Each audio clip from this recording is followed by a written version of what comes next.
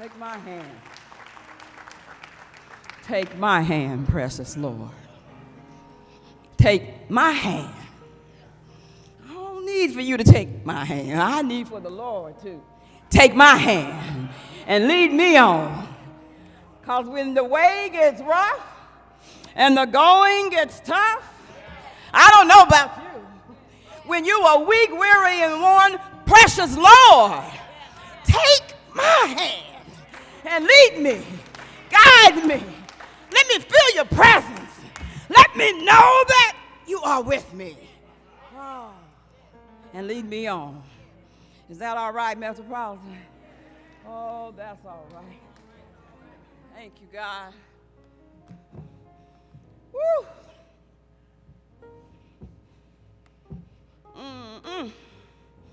Oh, taste and see that the Lord is good. If it had not been for the Lord on my side, where would we be? I once was young and now I'm old, but I've never seen the righteous forsaken or his seed begging bread. I will exalt the Lord at all times. His praise shall continually be on my lips. For the Lord is my shepherd, and I shall not want. The Lord is my light and my salvation. Whom shall I fear? Oh, weeping may endure for a night, but joy does come in the morning. But I want to ask you, Metropolitan, sometimes I feel, how long is a night? That becomes my question. How long is a night? Good morning, Metropolitan. We thank God for this day, for this is the day that the Lord has made, and we will rejoice and be glad in it. I thank God for our beloved pastor, Reverend William Lamar IV, for the opportunity to bring and break the bread of life this morning. And I'm thankful for the dynamic leadership of this great ministerial staff. We got women power this morning.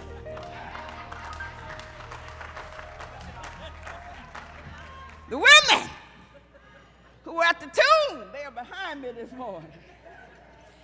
For the stewards, the trustees, the ushers, the Ministry of Music and Arts, and all those who serve in this place of Zion. And for that ballerina, oh, did she bless our hearts with her skills. And she's one of us. Oh, God, we thank God for her. Well, it's preaching time. I done preached all in my sleep. Get this out of me. Lord have mercy. So let's look to the Lord. That the words of my mouth and the meditation of my heart be acceptable in thy sight. Oh, Lord, you are indeed my strength and my Redeemer. Lord, just move Marcia out of the way. Let your love, your power, and your spirit rise up so that they hear from the real preacher. Let me be only your instrument. In Jesus' name I pray. Amen.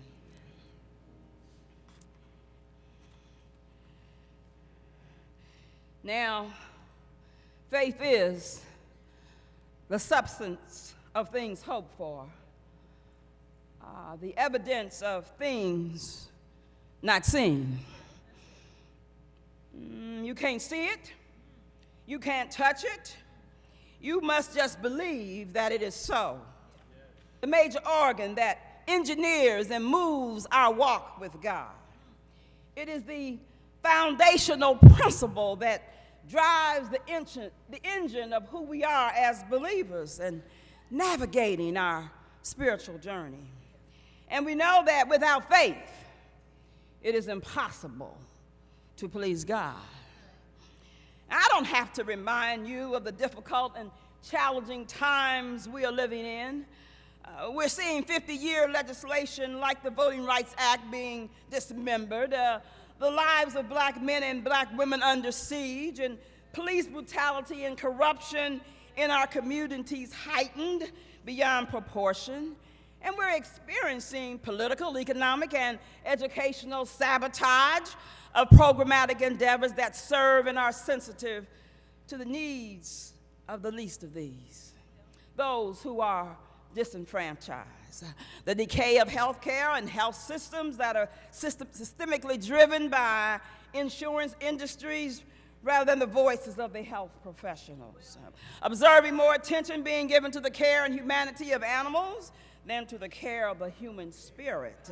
We are consciously and deliberately reminding the world that Black Lives Matter, as incivility, disrespect, and disregard become the buzzwords to demean and displace Black lives and humanity in general. And if you lived in the 60s, oh yeah, I know, we dating ourselves. I'm a 60 girl. We were rocking in the 60s. Where are you doing? I had to look for you, Reverend. Okay, we won't do that. But if you lived in the 60s and witnessed all the hard work, the sleepless nights, the conversation and dialogues built and designed to create community, protest, legislate moving forward, and then this morning we hear that one of the great hallmarks, one of the great drum majors for justice, Julian Bond, has gone on to be with the Lord. But he had his hands in the heart of doing what was necessary to raise us up and to push us forward, to break us to a new reality. And in the midst of all that, it is simply unconscionable right now to realize how progress is strategically and systematically being dismantled with intentionality. And the question becomes, in the midst of it, where is our faith? How do we respond with the power of our faith to stand against and combat evil, and it is evil, and be the protectors of our legacy and the guardians of the righteousness of humankind? How do we absolutely sanction with the profundity of our ancestor, Fannie Lou Behamer, that enough is enough? That we will not sit and watch the hands of time roll back with us being silent? How do we profoundly articulate 1 Corinthians 2:5, that our faith does not rest on human wisdom, but on the power of God? For we know it cannot be done, nor can it be successful without God. So the message this morning is a call to radical faith. A call to radical faith. We have got to strategically dissect the components of faith such that we can properly execute our faith at the intersection of the micro level in our personal lives and on the macro level in the lives of our community and the global world. It is a call to radical faith because I know that the road has already been rough and the going has already been tough, and yet here we are, standing, believing, trusting, and knowing that the same God, the God of our weary years, the God of our silent tears, the God who brought us thus far on our way, who brought us through the Middle Passage, who brought us through the Civil Rights Movement, will bring us through again. Will bring us through again. And examining faith then, we know that faith is the substance of things hoped for, the evidence of things not seen. Faith then is sustained by hope, and it is simultaneously sustained by what we cannot see and yet propels us to believe. And an important component of our faith is understanding God's sovereign timing, manifesting with the realization of waiting. What I would like to set up for our understanding is the parallel relationship between what is taking place in our personal lives as we attend to the macro issues of life, that is our communities and the global world. In our personal lives, there can be things that you know in your private and personal relationship with God that God has promised you. These promises may have been concerning your calling or professional career, relationships with significant others, or troubling family relationships that need resolving. Whatever it is something that God has promised you. You are believing God to manifest God's promise. God has confirmed that God has it, and God is working it out. So you're waiting with expectation for the manifestation of the promises of God. Then there are the issues of your heart that you have prayed for. It could be care of elderly parents, care of your children, care of loved ones that have been entrusted to your care. It could be financial, a difficult job or school. It could be physical, emotional healing from loss, grief, or sorrow, a difficult mom or dad. It could be simply being in a situation that you just do not want to be in. Am I the only one that has found themselves in a situation that you didn't want to be in? I know that, okay, I'll just go on and preach to myself. A situation that you don't want to be in, but yeah, you are, and you have no choice. These are simply life issues that we wrestle with, that we ask God to move on, take care of, to attend to expunge, or for some type of hopefully positive resolve. We are in a position of requesting change or seeing the necessity of change. We have fasted, you prayed, you have done all you know to do, and it appears that God is silent. It appears that God has not moved. In fact, in some instances, it may look as if it is getting worse rather than better. And now you are beginning to join the psalmist by asking the question, God, how long? It begins to feel like it has been a long, protracted period of time. And in some instances, it has been a year, maybe several months, now 2, now it's been 5, 6, 10, 15. Or 20 years. How long am I going to circle the same set of circumstances? Year after year after year after year, circle the same set of circumstances. Then you begin to sound like Psalm 13. It becomes your mantra. How long, Lord, will you forget me forever? How long will you hide your face from me? How long must I wrestle with my thoughts day after day and have sorrow in my heart? How long will my enemy triumph over me? These questions plague the human spirit, dampens your spirit, pulls from your resilience, and you find your faith and trust diminishing. You are clinging to your faith with a question mark. Really? Is this really happening? Really? The same thing? Over and over again? God, you didn't hear me, God? Is something I'm missing? God, have I failed you in some kind of way? You may feel emotionally numb and in a state of someone saying, just trust in the Lord, and you're saying to yourself, I don't even know if I want to trust God anymore. Oh yeah, preacher, I am saying that. I don't even know if I want to trust you anymore. You have taken so long to do this, you have forgotten me. You have forsaken me. And you may find that all you have is mustard seed faith. But you have it.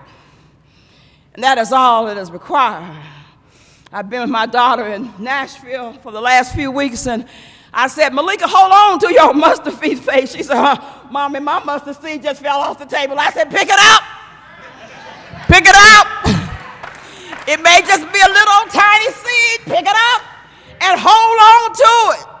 Hold on to it. And you must know that your doubting doesn't defeat your faith. No, it doesn't. It is the natural order of things. When in the world can we put ourselves in the position of thinking that we're so perfect? We serve a perfect God, but we are imperfect vessels, and we wrestle with the deeper issues of our life. And sometimes our faith does wane to that size of mustard seed, but it's not that we don't believe. And then you understand Thomas and you say, I believe, but help my unbelief because it's been so long. And then you're reminded of Isaiah 40 and 31. But they that wait upon the Lord shall renew their strength. They shall mount up with wings as eagles. They shall run and not be weary. They shall walk and not faint. Oh, but I'm fainting. I am weary. And I'm weary from the waiting. And you're saying, but they that wait upon the Lord shall renew their strength. And your response may be, God, I have been waiting. How much stronger must I become? It's what happens in the waiting that becomes a challenge to your faith and trust in God. The longer you have to wait, the more difficult it becomes. The Psalms are replete with cries of waiting. Lord, how long must I wait? You say, what is the significance of waiting? And why is waiting paramount or seemingly paramount in the spiritual journey? What is God doing in the waiting? What must I learn, know, and understand as I struggle with waiting? And in this long, protracted period of waiting, you experience internal unrest and internal turmoil. You listen to your inner voice, and you know you are hurt from the processes of life. You are hurt from all the human contradictions. And you are hurt from the waiting, and now you are still hurting from waiting on God. You are often tired from even trying to think the best. Tired of looking for the best in every situation. Tired of actually believing for that which just seems to not come to pass or materialize. Literally looking at that reality face to face each day stirs up the discontent, the inner turmoil, and the unrest. Searching for the divine purpose, trying to believe that at some point it will change. Praying the prayers, seemingly the prayers really not moving. You have been obedient, you have been faithful, and it appears that you and God are at a standstill. The question remains, what am I learning from this God? And what is it I do not understand? God says, the waiting is a spiritual transformative tool. The waiting is used and designed to change you. Scripture teaches, be ye transformed by the renewing of your mind. God has often taken the very circumstances and situations that you do not want to be in to use it to change you. Place. But when the hand of divine orchestrates or allows certain things to take place, you are where God needs for you to be, to do the inner work that needs to be done. You can't manipulate God's hand. You can't move God's hand. It transcends intellectual and rational thinking. It is you and God, and it is you waiting on God to do only what God can do. Lord have mercy, help me, Jesus. It is out of your hands. You seriously are looking unto the hill from which cometh your help. The waiting produces patience. The waiting produces perseverance. The anguish of waiting gives you a heart to serve. It ushers in an acute understanding of suffering humanity. I see, when you've had to wait a long time like I have, so when you walk down the street, like yesterday, and a woman has a cup, and she's standing in the middle of the sidewalk, and she's shaking that cup in front of your face, and I'm moving because I'm late to my acupuncturist, but I turn around and look and I say, God bless, and then I start praying, God, you see that woman? I don't know what her needs are, but you know, so I'm lifting her up to you. Take her, God. Bless her, God. Keep her. Do what only you can do. I don't know her, but you know what it feels like to suffer. You know what it feels like to not have the very thing that you have been waiting and wishing and praying for. Or for the grace of God, there could go I. See, you get to that. Yeah, you know, that could be me right there. See, it ushers in that acute understanding of suffering. It ushers in the need of understanding and accepting our human differences and loving the unlovable. Not with our love, but with God's love. For me, it began to provide a landscape for how to create community and garnering a authentic valuing of who people are, because I do not know the story behind the story. I do not know what I'm looking at when I look at you. I do not know what I'm viewing. It's only a snapshot, not a panoramic or comprehensive view. How dare you, Marcia Clinkscales, bring some judgmental interpretation to what you think you see? You don't know what you see. But can you just bring a loving presence to what you see? Now your faith is moving.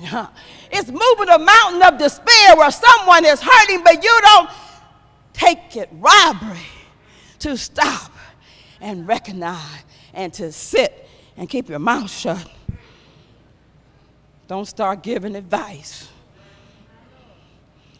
You don't have no advice to give, but to ask God, what can and will you do for this person? I didn't always do that because I was busy doing what I thought I needed to do. But he said, I'm going to take you down a road here, and when I get you on this road, I'm going to be moving you in a way that you will take stock of humanity, that you will care about the least of these, that you will be compelled to love irrespective of and not because of. It's easy to love because of, but it's much harder when it's irrespective of what you have experienced. We are not alone in our waiting. We join in with significant biblical characters that had to wait. The woman with the issue of blood had to wait 12 years for healing. Joseph waited for 30 years before he was released from captivity. It has been said Joseph went from the pit to the palace. The woman in Luke 18 had to wait until she received justice from the unjust judge. We don't know how many times she had to keep going to that judge. Jairus had to wait even after getting to Jesus, asking him to heal his daughter that was dying. He waited while Jesus ministered to the woman with the issue of the blood. Can you believe that? Now come on, let's be real now. He gets to Jesus first. The woman of the issue of blood in Mark 5, she was nowhere to be seen. And all of a sudden, Jesus turns around and said, who touched me? Jairus, you have already told Jairus, I will go with you. My daughter is dying. Jesus, come on with me so you can heal my daughter. She's dying. You talk about who touched me? Come on now. Whoever touched you, they've touched you. Let's go.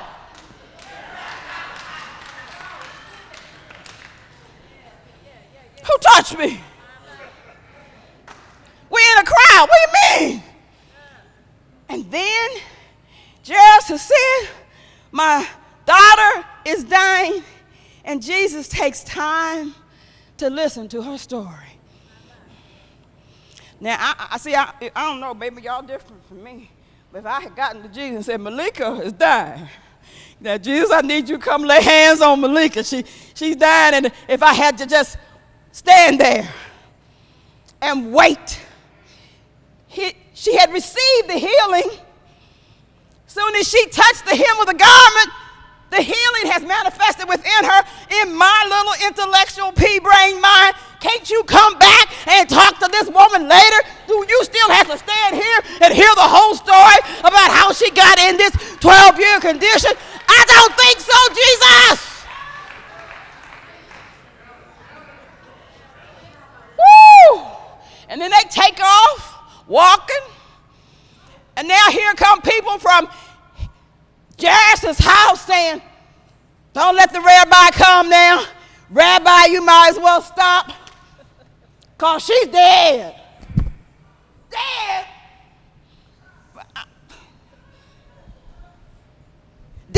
Dead. But what does Jesus say? Jesus say, do not be afraid. Believe. Believe now. The worst thing has happened. The very thing that I did not want to happen has now taken place. And now you're calling me to a place of believe. Do not be afraid. Believe. Do not be afraid. Oh, I ain't that holy. I've been saying, I'm afraid.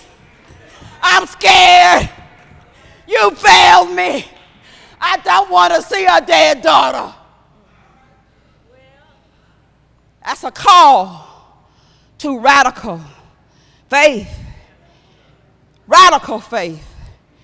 that calls for you to dig very deep down within and come up with that mustard seed to hold on as they walk together back to Jairus' house. See, you got to imagine this thing. We like to quote these scriptures. We better put some imagination and some visualization with this. Sounds powerful to say it, but that's a hurting thing. He was trying, though. And, of course, we know the end of the story. He gets there and says, Talitha cum, she's not dead. She's asleep.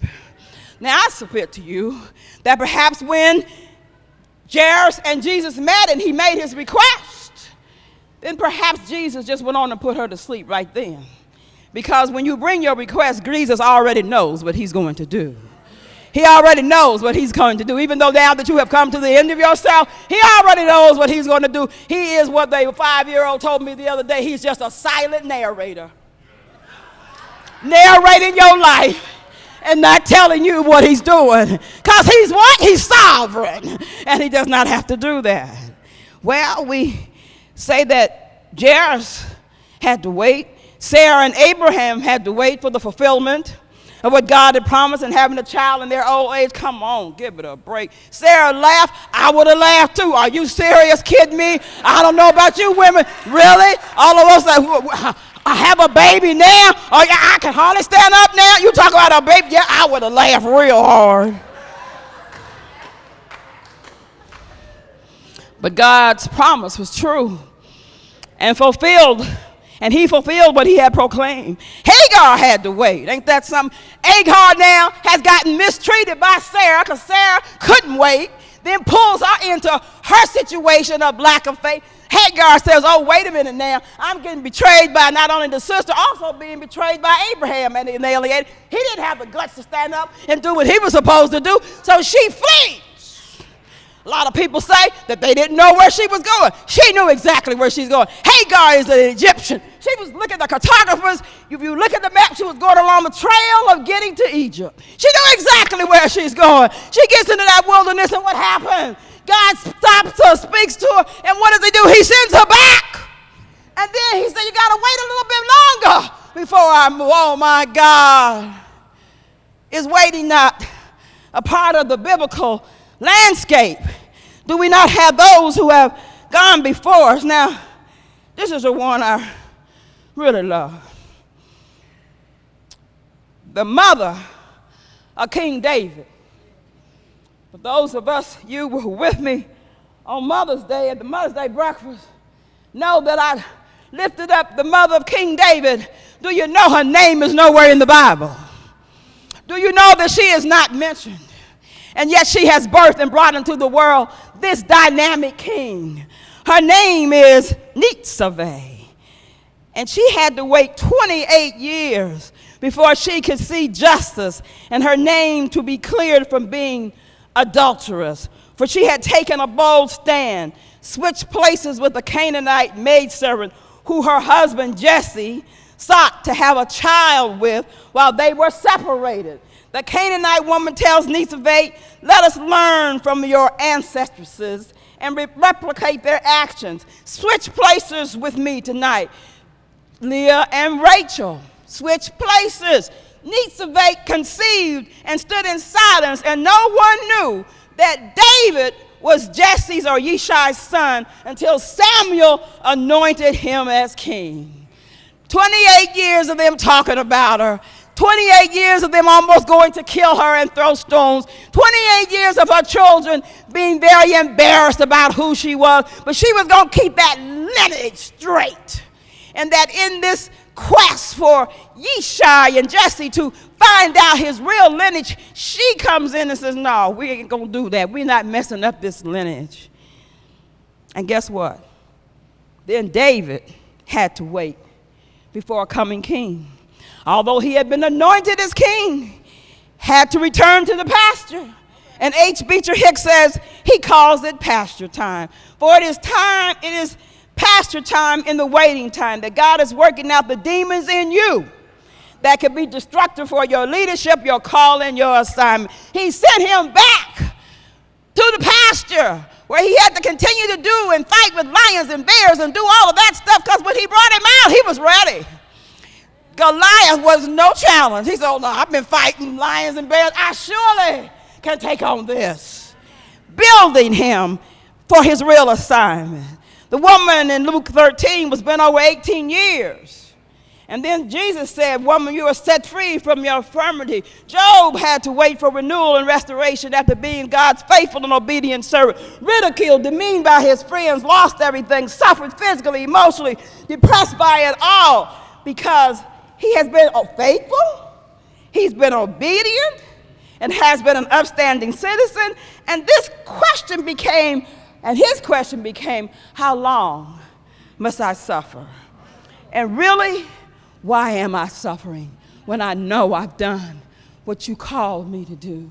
When I know I've done what you told me to do? The man at the pool of Bethsaida had to wait 38 years before he could get in the pool and receive his healing. I'm certain that when the angel came at a certain time every year to stir the pool, that he tried to get someone in the community to assist him in getting in the pool, or someone failed him.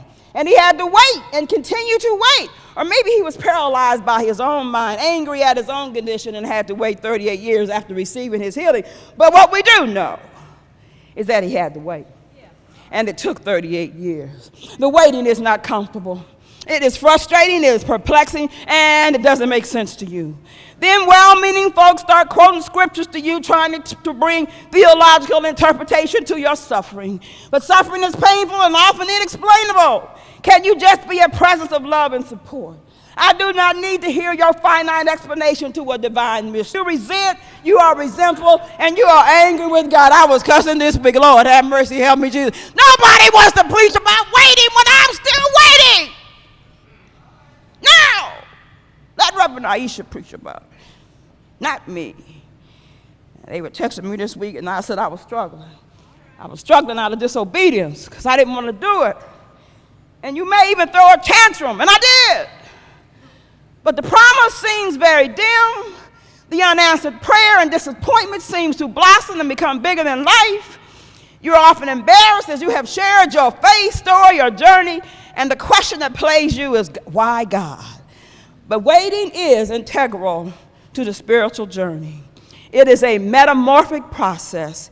It is cloaked in metanoia, because through the experience, you experience a change of heart is birthed within you, for you are being changed and transformed in the waiting.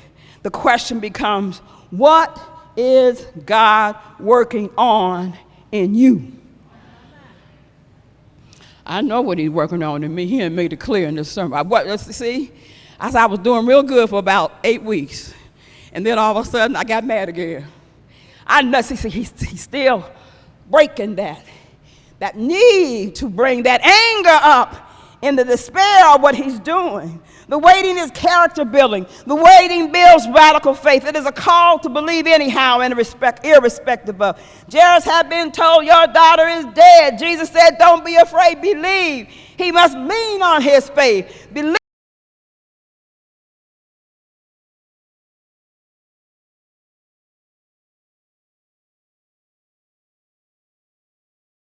In the midst of the horrific, unbelievable news, in Jairus' mind, Jesus would have made it to his home if he had not only just ministered to the woman, but stood there and listened to that unending story.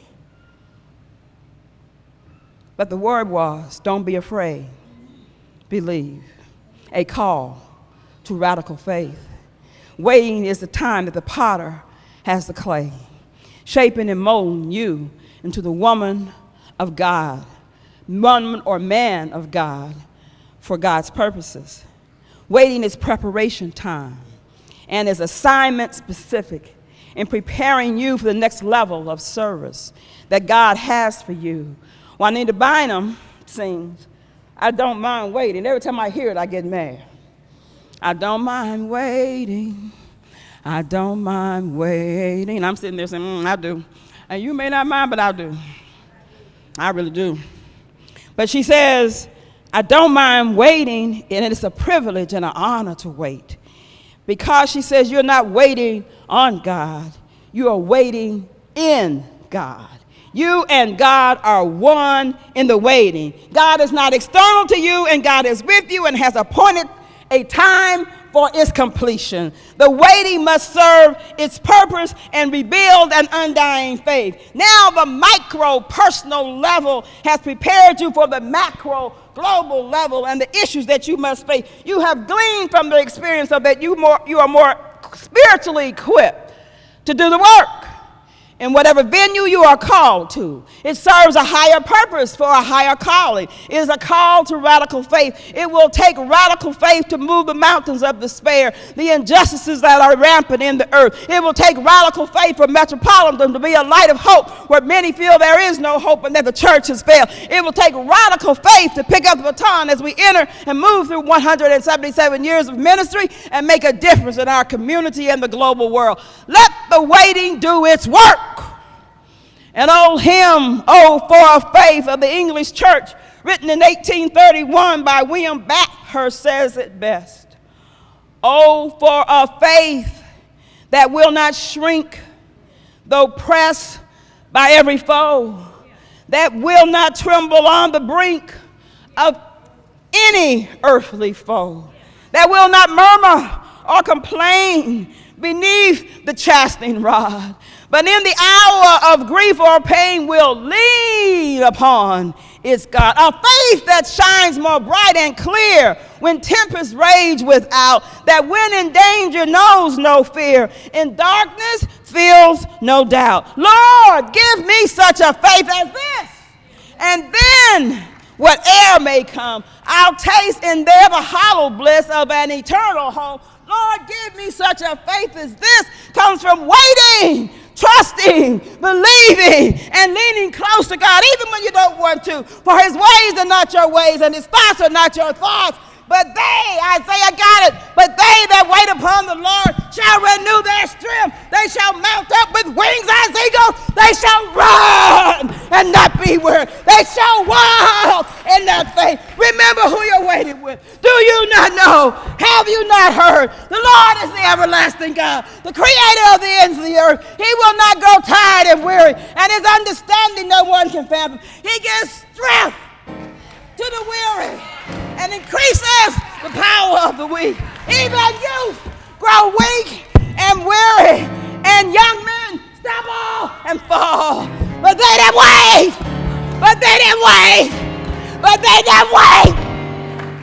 wait on the Lord, shall renew your strength. They shall mount up with wings as eagles. They shall run and not be weary. They shall walk and not faint. Wait on him. He's your certainty and certainly mine.